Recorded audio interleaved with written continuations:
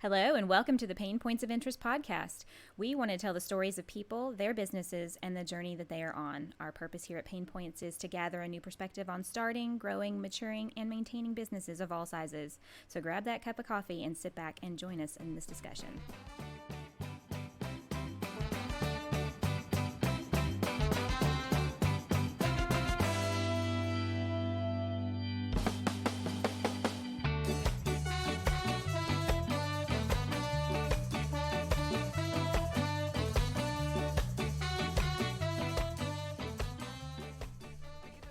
All right, hi guys. It's Sarah Harbuck, your host, and today filling in for Kristen is Ben Harbuck. Hey guys. And our special guest today is Pat Penn. Hello, Pat. Hello, everybody.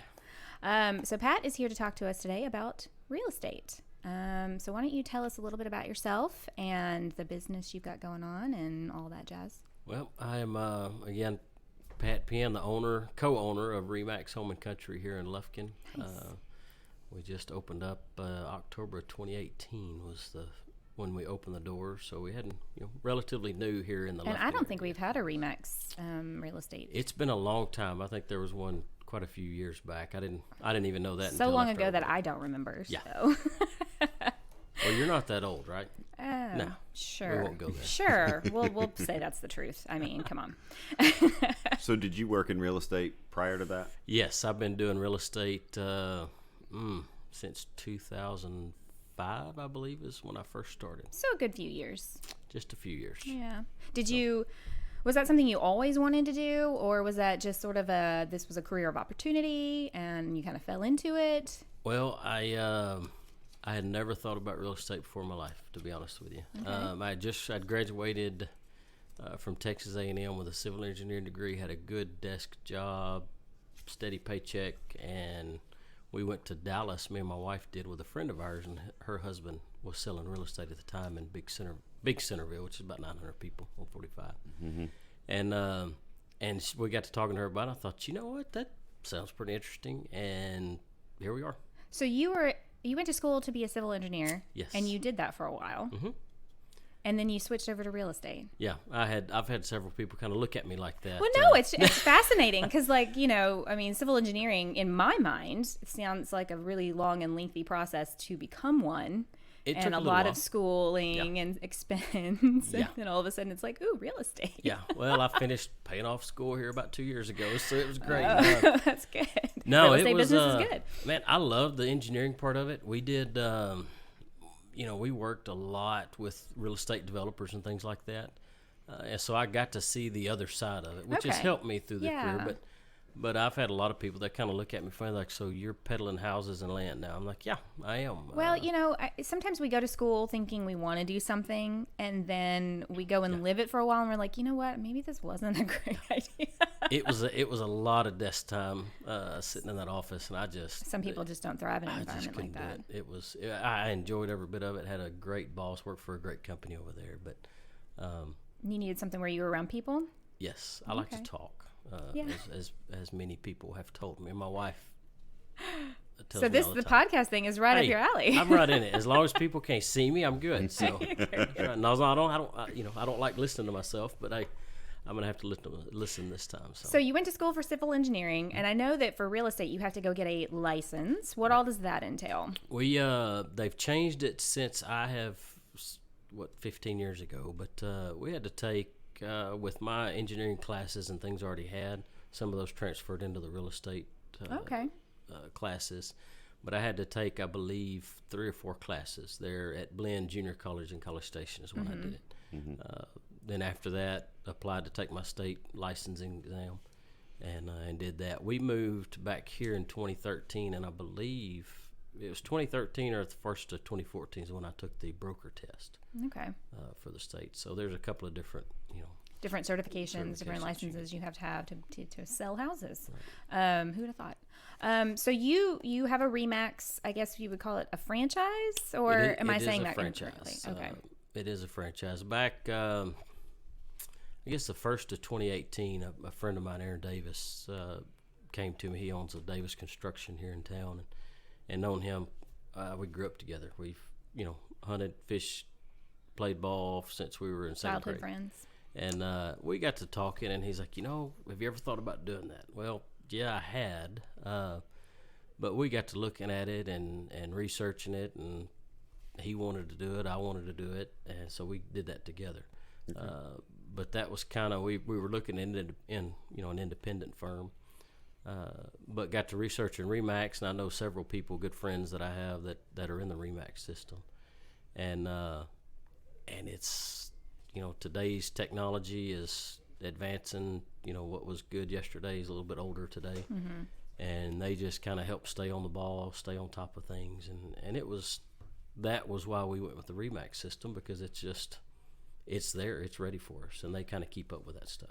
So your partner, mm-hmm. He used to build houses. He is. Or do they still build houses? They don't build houses. He is in the utility, work, road construction, things like that. Okay, cool. So having some background in the process of real estate. In a sense.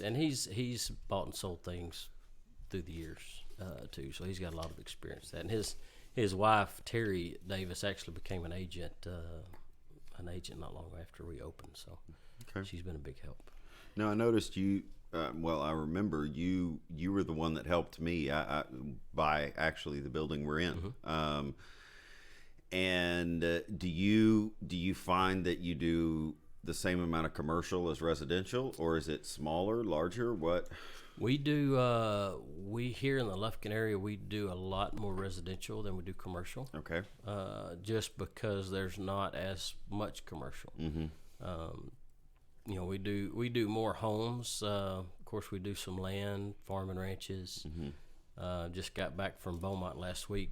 Sold a 50-acre tract and a house down there. So, we travel quite a bit, but we do just a variety of things. Mm-hmm. And the commercial, I like the commercial. There's just, to specialize in one thing here in Lufkin, you just can't do that. Right. Yeah, the market's too small, I guess. Too small. What's the biggest, what would you say the biggest, I know that when we bought, it was a completely new process, and it was, we bought a tract of land and built a house on it. But what would you say the biggest misconception that people have coming into real estate or looking to buy for the first time home buyers? Like what's the biggest misconception they have, or the thing that's the hardest for them?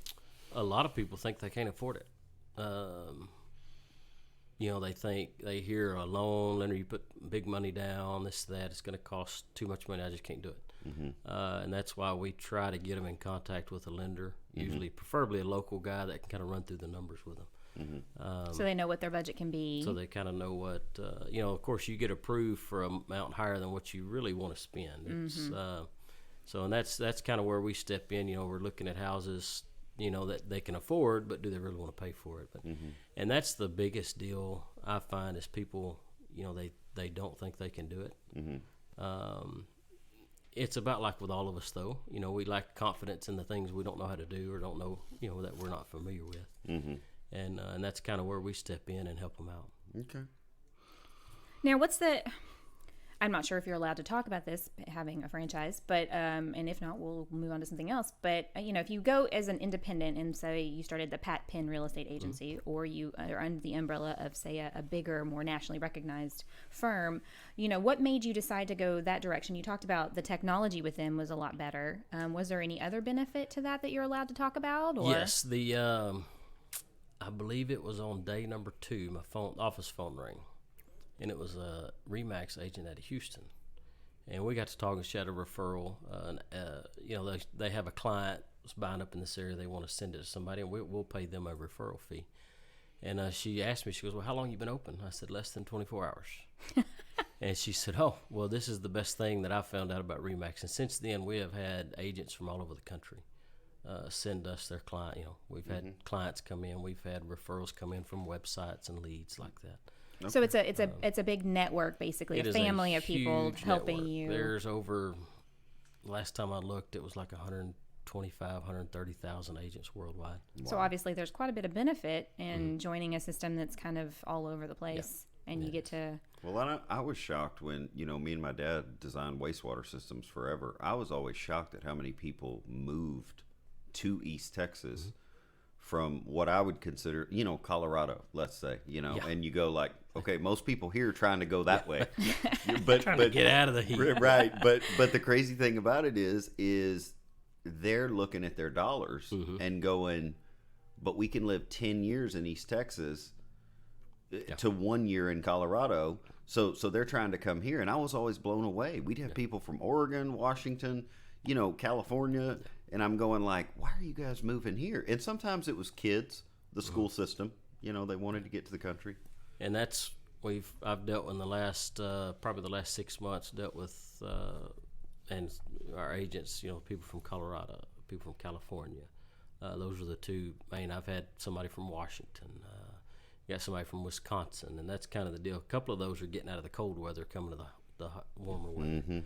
But that's they want to get somewhere where the values are a little bit closer to what they see and what they know. They're tired of dealing with some things there, and the dollar here, the house you can buy here is twice the size and twice the space that you can get here than in Colorado or California. I have some friends in California, and when I told them how much we paid to purchase our land and build our house, she was like, "You can't even get a condo for that here." It's unreal. She's like, "You bought a whole house and property," and I was like, "Yeah, that's the advantage of living here sometimes."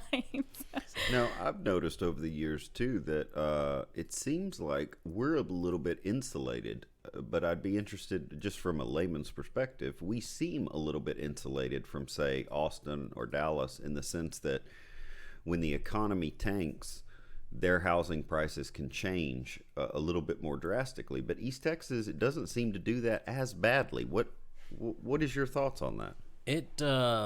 I think you're right in a way. It hasn't, when we have the big downturns, we haven't seen as big of a price difference.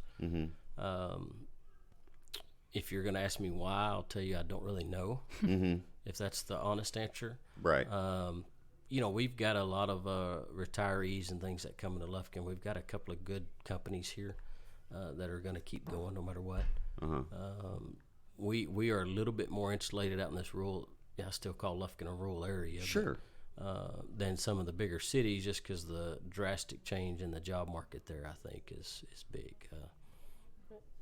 Lufkin, we've lost quite a few jobs over the years. We have a couple of big companies. Yeah. And a lot of people thought that was going to do us in, and lo and behold, we're still kicking. We're doing good. So I think the people that live here are pretty resilient. The companies that are here, the city, everybody here wants Lufkin to do good, and that's kind of what everybody's working for. And they've done well over the years. So I think when you live in a smaller community, there tends to be more of a camaraderie in a way, to kind of keep things.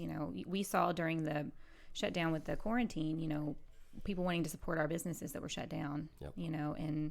And then when they open back up, all this big support of, hey, they're back open finally, and so there's, I don't know if you'd get that as much in a bigger area. I mean, you would, but maybe not quite as forcefully. You have these really loyal people who come in every day and buy their coffee or come in and get tattoos, and they feel like family, and so they're almost as invested in your business as you are as a customer. Well, and I remember I ran into you, Pat, at Christmas, I think, right before Christmas or in between Christmas and New Year at the coffee shop. And I was like, and I actually got my coffee and I think was moving out the door, and I was like, man, Pat looks tired. And it's not like we're friends. We bump into each other every day, but we know each other. And I remember kind of turning around and walking back and going, hey man, are you all right? Yeah. And I remember you saying like, well, we hit the 1 year mark, and there's just so much to do. Yeah. What would you say you wish that you had known when you started this particular journey, not going into real estate, but going into real estate with Remax and starting your own thing? I was afraid you was going to ask me that. I told my wife this morning, we were going over the questions. I said, I know everything, right? And she just kind of rolled her eyes and walked on over and sat on the couch, drank her coffee. I tell you what, it's a little bit harder than what I thought it would be. Okay. I'm thankful I've got Aaron and his wife there to help. We've kind of pushed through some things, and it really hasn't been that bad. But there's a lot of time consumed, really a lot of reading, things that I just kind of look at, especially, the Remax system, learning that. But, one of the harder things I've had is, and really not dealing with business-wise, is taking time to kind of slow down and relax a little bit. Because the longer hours I work, the harder it is to work, if that makes any sense. It kind of wears myself down. But I think that's a lot of people, actually. It's a lot burnout of people. if It's you do crazy. it too quick, too fast. But one thing we've struggled. We've got 2 agents right now. I'd love to have some more in. I thought that would be a little bit easier on the recruiting, getting other agents in. But I think a lot of people are just kind of watching to see what we do, to see how we do things. And so far we've met our expectations and exceeded it. So, and a lot of that doesn't have anything to do with me. It's the 2 agents we've got, Brooke Durham and Terry Davis, have really, really done well. So, okay.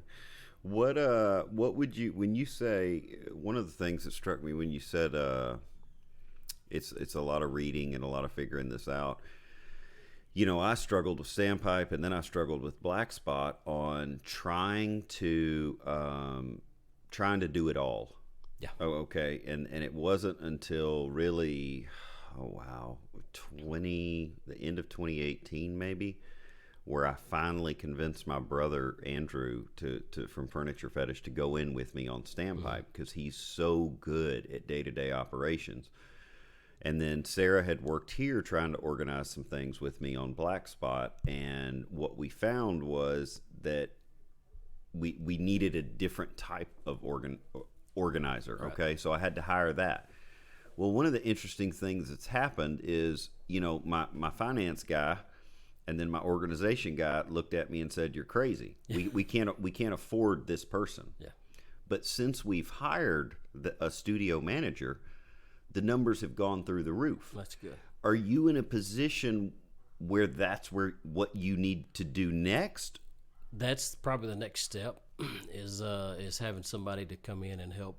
Like manage the office or whatnot? Administrative, on the administrative end of things, maybe. Yeah. We've got, Terry, one of our agents, and co-owner, she's Aaron's wife. She does a lot of that. But she wears a lot of hats too, with the business they run and our, the business we've got. So we're getting to the point where we, hopefully we'll, this year sometime, maybe we'll be able to do that. That was the hardest thing for me, though, because I didn't want to let go. Yeah. And like you said, I have a really hard time taking time off. Yeah. Sarah will tell you Sunday's like the only day I take off, and generally it's only about half the day, though. Generally about 5 or 6 o'clock I start getting antsy. Yeah. I know what I have this week, and if I don't start on it, like once the kids go to bed, like if I don't get going, I don't know what and I like it. Yeah. But I'm finding that when I'll take a little time off, like you said, I do feel better, and I work better. Yeah. I like it a little more when I kind of, take a little break. And it doesn't have to be a long one, just a little one. So. Would you say that's one of the differences in running your own place versus working for someone else? Is that not really having that boundary of work and home? I say a lot. It would be tough to go back and get a real job. And that's all joking. But it really would. I think when you get a taste of working for yourself, even though it's a lot harder in a lot of ways, I feel like it's a lot of freedom. There's a lot more freedom. But at the same time, we work off commission based only. So I can take as much time off as I want. But it hurts your checkbook at the end. I don't get paid. And I do a disservice to my clients. Yeah. And to my agents. It's, being a self-employed is great in a lot of ways. It does have some difficulties, but, in the end, I spend a little bit more quality time with the family. I feel a little bit better about myself when things go good. I beat myself up when things go bad. Luckily, nothing's really gone bad. It's like everything. You got your ups and downs, but that's just where you got to learn from it. We've had this global pandemic affecting a lot of things, a lot of businesses. Did you guys notice, what did y'all have to change? I noticed a lot of virtual home tours kind of were a thing there for a while, because you're not allowed to go out and talk to people and show them the homes. Did you guys try to start implementing that before all this started, or was that something you had to jump in and do it pretty quickly? We've already done some, there are some virtual tours that you can do that we had already kind of doing some home videos, of course, Facebook Live, and I think I talked to Ben about this a little bit. Luckily, Lord, we were lucky that we were deemed essential. Yes. Probably about the first week or two when it really hit home here in Lufkin, there wasn't a whole lot to do. I think everybody was just kind of grasping in. Mm-hmm. Yeah. But then after that, it has been nonstop. Mm-hmm. It's all day, every day. Thank goodness. Well, thanks for taking the time to come and talk to us. No, hey, it's been good. Tell me this. I'm sorry to cut you off. No. What would you say to someone who? I have a twofold question, but I really want to give you time to answer this one first. What would you say to someone who wants to become a real estate agent? Come talk to me. Okay. A lot of people think it's easy. Yeah. They think, I show a house, piece of land, okay, big deal. We walk in the open. Yeah, but you have to know a lot of regulations and laws, you've got to know. Just like with the COVID stuff, things have changed. Some homeowners, they want you to wear gloves. They want you to wear face masks. There's certain procedures, forms you got to fill out before you go in the house. So you got to stay on top of that. As far as showing a house, it's really not that hard. You open up the door, walk through, and talk about it. It's like we're doing here. It's easy to do.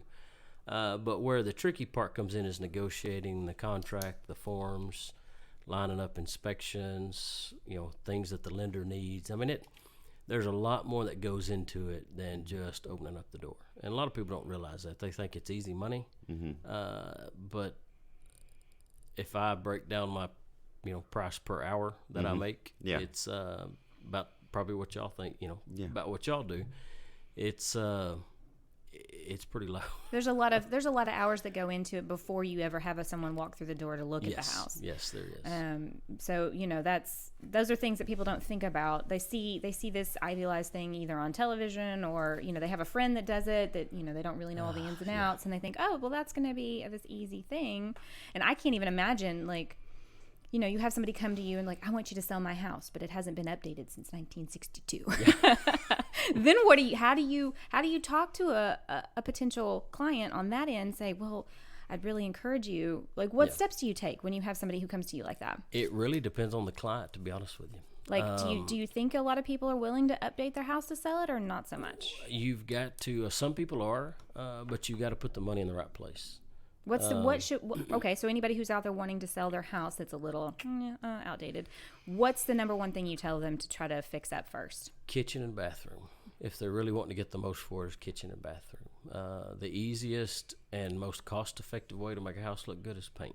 Just painting it? Just painting it. That makes it. Ripping out paneling, maybe some old carpet. I'm kind of I like paneling. It doesn't bother me one bit. Come on now. Maybe if it's painted. Maybe painted. That's right.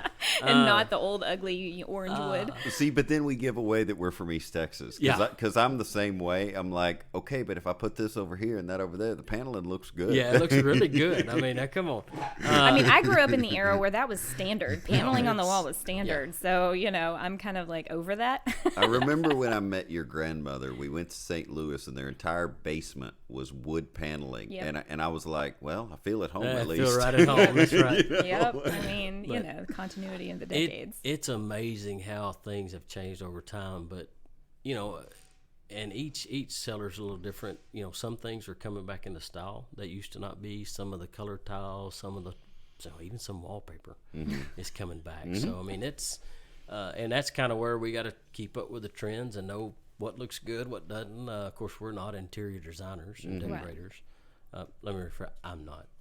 Some people are. Some people are. Know it, But that adds to the aspect of it's more than just showing up at a house and showing it off to people. You kind of have to know certain trends. You have to know what the market value is for everywhere else around this area, and for a house that size with that many bathrooms and a 2-car garage, because those things vary from place to place, even within the same community, correct? And yes, I mean even right here in Lufkin, you've got Huntington, Zavala, Diboll, Hudson, Central, Lufkin, different sides of Lufkin, different parts of Angelina County, and the values just they vary drastically. So let's say let's say to go back to my 2-part question. Sorry. No, you're good. My first part was, what would you say to somebody who wants to go into it? So now let's say I want to go into real estate. I mean, you've met me before. You've sold me a building. Yeah, helped me purchase it. It was a fantastic experience, which is one of the reasons I wanted to have you on, because you know how sometimes car dealers, they have more of a brand problem than a person, like a human problem. That you look at them and you go, you feel like sometimes their answers are real cut and dry. Right. And real estate can have that as well. One of the things that I liked about working with you was I was real plain about what I said.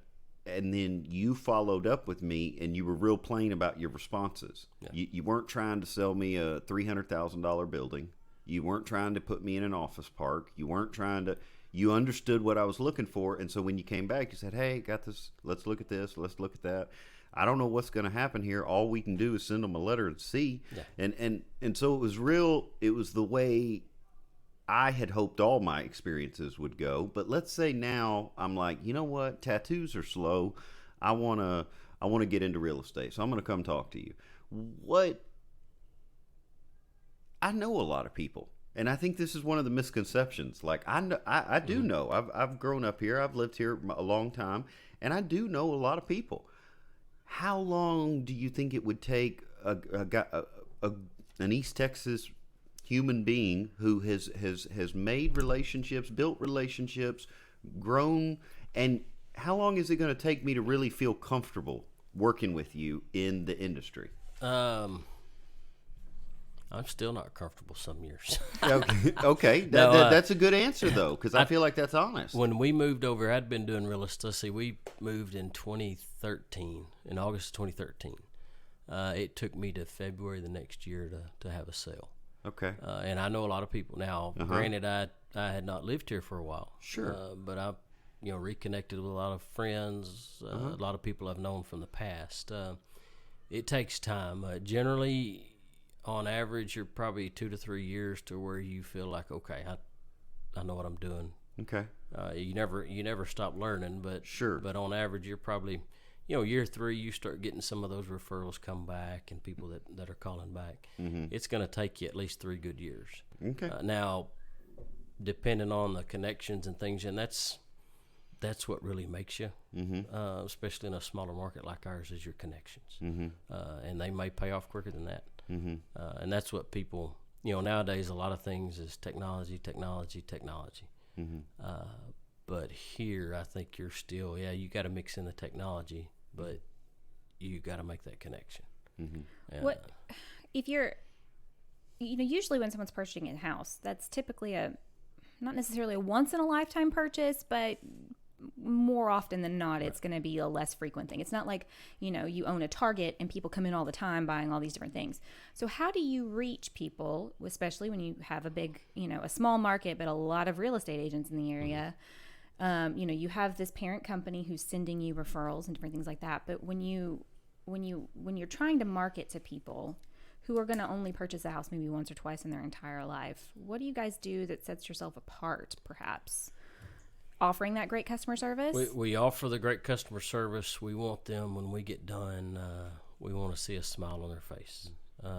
Because being a part of a journey where you're helping a family get into a home that's their dream home, I imagine is a very fulfilling thing. It feels good. It's it doesn't matter if it's $50,000 or if it's $500,000 or more. People look at value different, and if $50,000 is what you could do and that puts a smile on your face, that's just as satisfying to me as $1 million sale. Mm-hmm. And because that's why we do it. That's kind of what I've, people look at numbers. People look at how many sales do you have, how many this, how many that. But really, to me, it's kind of the smiles on the face. I enjoy meeting people. I enjoy talking to people. But whether it's your first time or it's your 10th time, the process does not change. Mm-hmm. Now, there may be different difficulties with each process, but it doesn't change. And at the end of the day, the people are still spending money. Yeah. Right. And some people got more than others, and that's great. But no matter how much you got, it's still a big investment. Oh, yeah. And that's what makes it satisfying to me and makes me feel good is at the end of the day, did I help them invest the money that they have, their hard-earned money that they have, in the best way. And when that smile, when we're able to kind of gather around that closing table and take a picture and everybody's smiling, that's a pretty good feeling. Yeah. So, and I think that's becoming more of a conversation topic. I don't know about you, but for me, one of the things that I've changed about several of my businesses is I used to think like, well, we'll get big and we'll do the most, and then maybe we'll have another location and this and that. And now we're actually getting to where we kind of recognize when we're busy enough and we can make a good referral, not a referral of we don't want your business, but a referral of I'm actually happy this month and I was happy last month and I do better work when I'm happy. So I'm actually, you know what, I could take this sale, but I'm going to refer it, and so I'll send someone to maybe Caleb Dew, who lives here in Angelina County but works at Casey's Tattoo in Nac. And I actually feel good about it because I really do believe that happiness needs to be more of a conversation topic, especially in business, than it has been. I don't know about your parents, but my parents, it was always like work, job security, and it really, and I love my mom and dad. Don't get me wrong. It was always about the numbers, always about the numbers, And it was always, and now I think some of us are going, I could make $15,000 less a year, but I think I'd do a better job and be happier about not running as many people through. Staying so busy. Yeah, I don't know. What's your take on that? With our business, of course, unless it's a long way away, we'll refer them out. But that's where it comes to having a good team. Because if I'm busy or if I'm tied up doing something and I need help, I've got Brooke and Terry over here to help. If they're busy or they want to take a break and go on vacation, they know we've got each other. And that's the best part about my office, to be honest with you, is that I know that I can pick up the phone and talk to either one of those. Even, I've been doing it 15, 16 years, however long. And this is their second full year in it. And they've learned so much. They have taught themselves a lot. We sit down, we talk pretty often, and I know I can count on them. And it's more of, probably just like it is here, probably more of a family atmosphere. I mean, if I got something I want to talk to them about, I pick the phone up and call them, and we chat it out. We talk about it. And the same with them. My phone's always open. They call me. We talk about things. And that's the big help in our business. Because there's, I get busy sometimes. I can't do it all. And I can pick up the phone and they can help me out. And definitely sharing the load for any business owner, hiring people who have a different skill set than you do, hiring people who are better at certain things that you kind of fall short on, I think has been a common running theme with everybody we've either had in that chair or on the phone that we've interviewed. I have to hire the people to help me run the business. So not only do you not run yourself into the ground, but you can provide a better quality product to your client because you're not so run ragged. And having those people who are next to you, who you trust and value, and you can trust to do the job as well as you would. So go ahead. This business is constantly changing, and I've been in it since 2005. So I've got a little bit more of the old school mentality, where it's you meet and greet, you get out and do, because people you have the open houses, all that stuff. So, but then I've got Brooke and Terry that are, they're relatively new, but they're crushing it. I mean, they're doing, last year their numbers were, rival with people that's been in it 3, 4, 5 years. And the same with this year. They've gone on, kicked off to a great start. But I've learned just as much from them by talking with them and just talking through things. Well, and then you might appeal to a more older demographic who is used to that style of selling. Did you just call me old? No, I think so. No, you've been in the industry longer. Experience. I think she said experience. There you go. Okay. But you could appeal to people who remember what it used to be 20, 30 years ago, and you have more of that. Whereas they may, having just been in in the industry a few years can appeal to maybe some of the younger clientele you have come through that don't know that used to be the thing. But I think also, you know, where I enjoy my interaction with Pat is, again, Pat kind of understands the difference between when I'm looking at a specific building or when I'm like, hey, look for me. Yeah. I don't have time. You know, so like, can you do your thing, you know, yeah. but also, and that's kind of rare in the sense of when you mentioned the older way of doing things or the what it used to be like. Are more people buying online or there are a lot of people that they make a decision before they ever go in the house. Really? Because they'll do drive-bys and they'll look at pictures and virtual tours, online videos, things like that. About 3 years ago, I had a couple that there was one house. I was like, hey, we need to go look at this house. Let's go look at I looked at the pictures. We drove by it. I don't feel it. I said, okay. So we looked around for a couple of months. I said, hey, this house is still on the market. Let's go look. It might not have been a couple of months, but they're like, well, there's nothing else. Let's go look at it. So we walked in, and they're like, I love it. Yeah. I said, yeah. I said, sometimes thought you would pictures like can't it. do it justice. Because and that's the thing. You've got a really nice house. The pictures sometimes don't show it. You've got a house that just isn't the best. Sometimes you looks like a mansion. But this house fit everything they needed. They needed to do some touch-ups, things like that. And they were willing to do that. But that's where people, I try to tell people, just don't make the judgment based solely off the pictures. If it looks like and has things that you want, let's go look at it. Even if somebody comes to you and says, I've seen it online, I've driven by it, I love it, do you still encourage them to go actually take a look at the house physically? Yes. Now, because I can't imagine buying a house. There are some instances where we have to do video only. Of course, right now the market's so hot, things come on and they're gone quick. If it's a good house and priced right, it goes pretty quick. But no, we definitely want people to come in and walk through it. Some people say, it's just a house. Well, it's a feeling when you go in that house. It's a home. It's going to be a home eventually. And it is. And that's one thing I think sometimes, I have to remind myself, it may be the perfect house for what they've explained to me. But if they don't feel it, then there's nothing, there's no sense in them wasting their money. You know what's interesting is it wasn't even on my parents, because my mom and dad, had 8 kids, so I'm the oldest of 8, 7 boys, 1 girl, and they rented their whole lives. They never owned anything, and so when we convinced them, what would it have been now? 7, 8 years ago? It was 2012. Yeah, so 8 years ago. A lady that we had who was a real estate agent here took us out there to the property, and we had looked at probably almost 10 properties. And I had been looking for like 14 years. Yeah, for, like, we had been, and we didn't have Pat at that time. No. But we had been looking, and then my parents had been looking. I remember me and my dad and my brother went out there, and we didn't even make it to the house. We got out of the car, and it was like 10 acres. We got out of the car, and we're probably 100 yards from the house. And I remember my brother going, this might be it.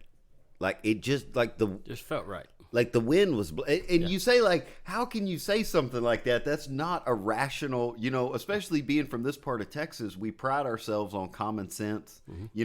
It's not common sense. We're literally walking up the driveway, and we're 100 yards from the house. And I still remember, and my dad going, he was like listening to the wind in the sweet gums that were there, which if you're from East Texas, generally you hate sweet gums. But he was listening to the leaves, and we were all just kind of like, I think this is it. I think this is the one. And sure enough, Sarah and I bought the 6 acres next to it. And so now we have 16 acres there, but we didn't even make it to the house, man. Now, the house needs some updating and some things done. Because it had some paneling. They're paneling again. But I think all we found out in this conversation is that Sarah hates paneling. She does not like paneling, and she thinks I'm If I walk into a house and it still looks like the 70s, no, I'm okay. I know a lot of that stuff is cosmetic. I used to watch those shows on the HGTV, and these people would come in and say the most ridiculous things that could be easily fixed. And I do you ever have some people that come to you and act like that? I'm The East sorry, I Texas can't. I version. can't hear the question. It's static, right? Sarah and Ben want a house in the city, but with 100 acres, and they have a budget of $12. And they work in macrame and clay painting. The ridiculous jobs and the budget that they have, is a real person actually? Not That's all really. scripted. Yes. Not really. It's a lot of that is scripted. I get a lot of, and rightly so. We're close to them chip and joint games. People love them, and we used to watch some of those. Hilarious. We love it. They did some great stuff there in Waco. But that's what we was okay. Hey, well, if I can do this and this, they did that, and I can do this and this. So when you start looking at that, the money on these houses add up like crazy. There's no way that they can, do the remodel for this amount. Yeah. But that's really the only. We usually most of the time when people come to us, they know what they want. They know what they can afford. Yeah.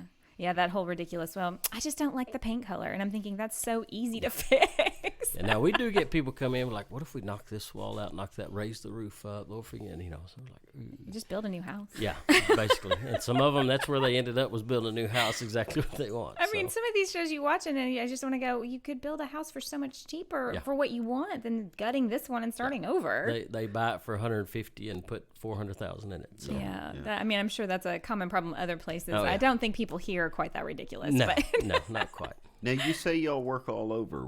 I'm curious, what's the difference between Lufkin and Nacogdoches? The river. I don't. That is there a difference? Is it pretty much the same? There is a little bit of difference. Just as far as values, price point, things like that. So there is a small difference, and that's where we do some stuff over there. We've had some listings. I've sold some things over there. Eventually, we may do a little more. Just kind of depends on wherever. I'm kind of, I hate to say fly by the seat of my pants, but I'm kind of, okay, whatever we got to do, we'll do it. And so the more things we get over there, the more we'll do. But it does. Each area, like we were talking about a while ago, even in Lufkin, each area is a little different. Each town's a little different. Each region of Texas is a little different. So, if I get in an area people want to go where I'm just not that familiar with it, then I will send it out to, I'll search it out, find an agent that's good there in that area, and send those people to them because they'll know more about the prices and the ins and outs of that community. But for the most part, when I first started, we were doing a lot of land all over Texas, and that's a pretty easy deal. It's just kind of doing some research and doing your homework. But yeah, Nacogdoches is a little bit different. So I've always been surprised by the how much it shuts down in the summer, and it's like a ghost town. Yeah. And a lot of people I think don't realize that, which is why they end up coming to Lufkin to do stuff, because between the months that the college is off, it's just like there's nobody there. It's quiet. It is. Definitely. We lived. I lived there in College Station. After graduated, we stayed there, and there was about 2 weeks at the start of summer, 2 weeks at the end of summer, and Thanksgiving and Christmas were great because there wasn't so many. There wasn't 60,000 college students there. Right. Of course, that town was big enough; it didn't shut down. But and that's kind of a smaller version there in Nacogdoches. It's a great town. It's got a lot of history over there. And in college town, when everybody's out, it's quiet. It's real quiet. But as far as leads go, I'm curious. How do you know, or do you, when someone is actually serious about buying a house? We don't know till we talk to them. Okay. We'll have people that are just kind of lookers. We can sometimes you can tell once you talk to them. They've got 30 different houses they want to look at. Okay. Once you get to looking at that many houses all at once, they all run together. Yeah. Like I said, most people nowadays, they're serious. You'll run across a couple that are just lookers, tire kickers. But the leads will come in through our system on email or shoot it through the text system, and email, phone numbers usually is what they provide. So we call them and talk to them. I'm curious. You mentioned that now. We've been looking at going to a text system for tattoos because we're starting to get less emails. Now we get a lot of social media. Do y'all get a lot of text leads? Not too much. Okay. Okay. That's just set up through that system online, where when they send an email out or they send a lead out, it'll go through email or text. Okay. Okay. Now, there's been times they've started up a little new campaign on social media, and they'll send out, people will get your number and text you that way. Mm-hmm. But email is not as common anymore either. So it's all just like everything else. It changes just a little bit. It's a lot to keep up with. Yeah. What the big problem that we run into here is that if we will make automatic posts, okay, Sarah sets up our social media to where it automatically posts, let's say for the month of July. And then of course there's always organic things that happen. Yeah. We think this is a cool picture or whatever, but what if I don't log in specifically? I have 3 different accounts. I have my personal, I have my business, and then maybe I have an idea account for something I want to hold on to. And then I have that for Facebook, I have it for Instagram, I have it for Twitter, I have it for TikTok, I have it for, and again, I don't think you need all that, but the crazy thing about that is I could get 10 messages in an hour and miss them. Yeah. Because they were in town seeing their parents, and I just forgot to check that account for 3 days. Yeah. And then that's kind of, we get a few things through social media. We're on Facebook. We don't do the Instagram. I personally have an Instagram account, but the only time I look at it is when I remember about it, which is about once a month. Twitter, TikTok, whatever else you said. Right. I need to learn how to use all that stuff, but I hadn't taken the time to do it yet. Mm-hmm. Because there's a lot of agents in the bigger markets, bigger town, they use that pretty much. Well, certain platforms cater to certain demographics, and depending on what demographic you're going for at that particular time, you may have to, I've sat and talked with people who are like, I didn't want to have to get on this platform, but I did. Because, how else am I going to reach those people? Because that's where they are. Right. Not everybody's on Facebook anymore. So, just the old people. Yeah. The interesting thing about that, though, and about social media in general, is I've been arguing for a while. I know how much people want to hate social media, and there is definitely a darker side to it, and I think we've seen that in recent times. But if you tell people that you don't like social media, they're not going to reach out to you that way. Right. We tattoo at some music festivals, and so we meet a lot of musicians, and one of the repetitive things I hear is I hate social media, I hate social media, I hate social media. Well, then COVID or a problem comes around and they need to do a live stream. Yep. But they've been telling their friends and family for the last 3 years that they hate social media. So then they're going, well, I didn't raise any money on Instagram. It didn't work. You gotta nurture it. It's this, and I think the interesting thing about it is, for a guy in your position, you don't have to do it tomorrow, but if let's say it's like fishing. If you'll say once a month, I'm going to go out and learn how to use this lure. Well, then shock of all shocks, 18, 24 months down the road, you're actually going to be pretty good with it. Well, it's the same thing. People think they have to dive in and Instagram is a full-time job. Well, it's not. And because there's so much automation to it, when they find out that they can actually talk to a guy like you, they actually get excited because they've been on with 100 realtors. Yeah. And it's all stock photography. Yeah. It's all airbrushed and photoshopped. And what I find is a lot of people come to me because they go, oh, I saw this funny video you did 6 months ago and you just look like a guy I could talk to. Yeah. And all I was doing, what I did was I had my son film it. We ran outside. It was the heat of the summer. And he said, what are you going to do? I said, just ask me a question about tattoos. And he goes, okay, fine. And hit record and held the phone. And I just did the Bubba Gump about tattoos. I like looking at tattoos. I like thinking about tattoos. And so I just made this funny video. Well, it wasn't until 6 months later, and I don't do that all the time. I'm a pretty serious guy, but it wasn't until 6 months later that somebody got like a $1,800 tattoo from me. Yeah. Because they went, that was funny, and you look like a human. Yeah.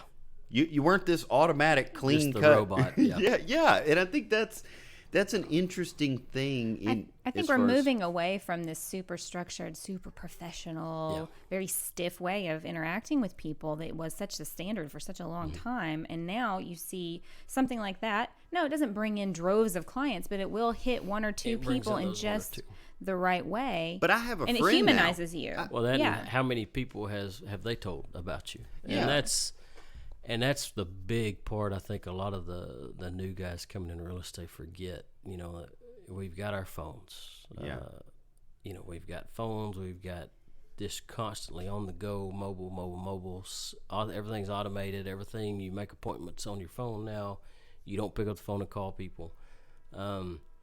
That's where I think a lot of people fall short, is just talking. Now, do I do that enough? Do I pick up the phone and call enough? No, I don't. I mean, I'll be the first to tell you, I don't keep up as good as I should. Right. But when I do see somebody, I try to talk to them. Yeah. Now, there may be days I'm blowing and going and I just don't think about it. I just roll on by and don't notice you, and that happens a lot when I'm thinking about stuff. Yeah. But that's what people forget. You're a human. Yeah. Even though, like my wife, she's not as outgoing, not as, super friendly, love her to death. She likes people. She has her friends. But me, I can sit here and talk to that wall all day long. Yeah. It doesn't matter. Right. I can talk to anybody. Yeah. She doesn't like, she's not a talker. My oldest son, he's not a talker. Yeah. They need more time. But yet they still need a little interaction. Yeah. It's not that she wants to go hide, it's Right. not that. That people like that still need interaction. Mm-hmm. And now sometimes like in the morning, she's like, hang on, I haven't had enough coffee yet. Don't talk to me. Yes, ma'am. Sorry. That's this one over there. Sorry. I know I used to wake up singing to her every morning, but she finally nixed that. She's like, no, we're going to do something different. But it's just, it doesn't matter what type of personality you are. It doesn't matter what you've been through. It doesn't matter who you are. Yeah. Or what you do for a living. People want to feel like you're important. Yeah. And that you mean something. Mm-hmm. And we all mean something. Mm-hmm. God created all of us, and we all mean something. Absolutely. And my goal is to treat you like that. Yeah. Now sometimes I fall short. That's my fault. That's what I got to work on. But it's people are still people, and we still got to go back to that old way of talking to each other. Yeah, I agree. It's a good message going forward. Well, why don't you? I think we're going to wrap it up for today. I think we could go on for a lot longer since we're all a bunch of talkers. Yeah, we probably could. Why don't you tell everybody where they can find you on social media, your website, your phone number, all that jazz? Our office website online is myhomeandcountry.com. You can find us, search Remax Home and Country in Lufkin there on Facebook. If you want to call the office, 936-632-3302. Okay. Perfect. And like I said, if you don't want to deal with the old Pat broker guy, we've got two great agents, Terry Davis and Brooke Durham. Those probably, with this whole business, those are my two greatest accomplishments so far. I think they've done a great job. So, but see, that's what I love, because I feel the same way. It's people, man. Yep. Like, if I can build something where people can be sustained, whether I'm here or not, I feel really good about it. It's fun. Well, if you I'm getting the sound engineer is giving me a look. You are getting the stink eye now. If you need a house, or you're looking to buy, or you're looking to sell, give these guys a call and check them out. They're some real people doing real work. Thanks, guys, for listening. We hope everybody enjoys this story this week. We want to hear what you guys have to think. We want to tell your story. Be a guest on our podcast and tell us all about what you got going on. Find our website at PaynePoints.com. We've got all our social media link there. That's it for another week for us, but we'll be back next time. Thanks so much, Pat, and you guys have a great day.